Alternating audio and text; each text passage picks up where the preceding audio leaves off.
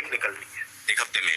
दूसरा सवाल ये है कि जब हम रोजगार की बात करते हैं तो रेलवे को लेकर लोगों की उम्मीद रहती है कि रोजगार आएंगे, और जब पिछला जनरल इलेक्शन था उससे पहले एक तरीके से अभी 1,54,000 लोगों का रोजगार कंप्लीट हुआ है। 1,54,000 लोगों का, 1.5 लाख लोगों का रोजगार अभी कंप्लीट हुआ है।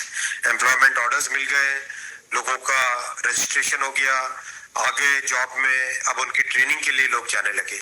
जैसे ही प्रोसेस कंप्लीट हुआ, नेक्स्ट प्रोसेस चालू हुआ। बहुत लंबे समय से सबकी डिमांड थी कि इसको एनुअल बनाया जाए। एनुअल इसलिए बनाया जाए, अगर 4-4, 5-5 साल के गैप में आता है तो कई लोगों की एज निकल जाती है उसमें से, राइट। इसीलिए अब एनुअल सिस्टम की तरफ मूव कर रहे हैं।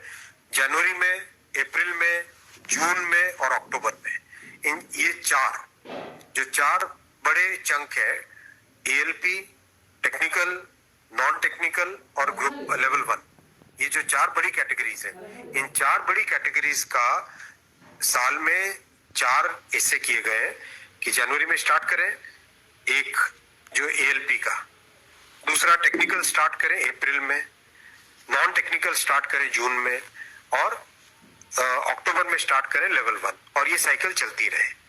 इस प्रोसेस पे सारे के सारे कैंडिडेट्स की डिमांड लंबे टाइम से रही है कि 4-4 साल का जो फेज होता है, 5 साल का फेज होता है, कई लोग एज बार हो जाते हैं उसमें।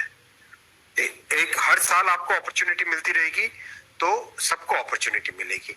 इस थिंकिंग के साथ आगे बढ़े, और इसी थिंकिंग और इसमें भी जितनी रिक्वायरमेंट थी उससे ज्यादा अभी नोटिफाई किया है। 1 साल के हिसाब से जो रिक्वायरमेंट है, 1 साल के हिसाब से अगर जैसे लोको पायलट का मैटर है, कितने लोग रिटायर होते हैं उससे ज्यादा लिए हैं, राइट। टेक्नीशियन का है तो टेक्नीशियन का जो अप्रैल के आसपास, अप्रैल से पहले निकल आएगा, क्योंकि हम लोग वो मॉडल कोड ऑफ कंडक्ट को भी अवॉइड करना चाहते थे, वरना नॉर्मल प्रोसेस में अप्रैल में निकलता टेक्नीशियन का, पर मॉडल कोड ऑफ कोड को अवॉइड करने के लिए पहले निकाला है।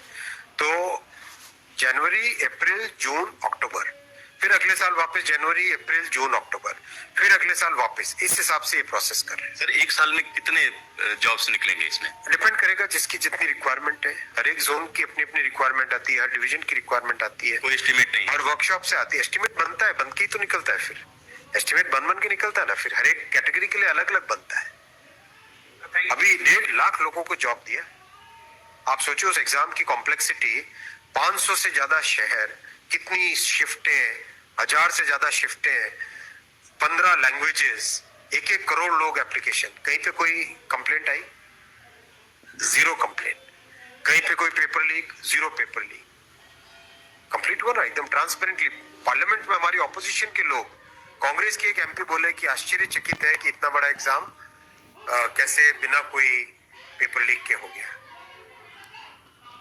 तो एक उस चीज को भी तो देखो। Thank you sir.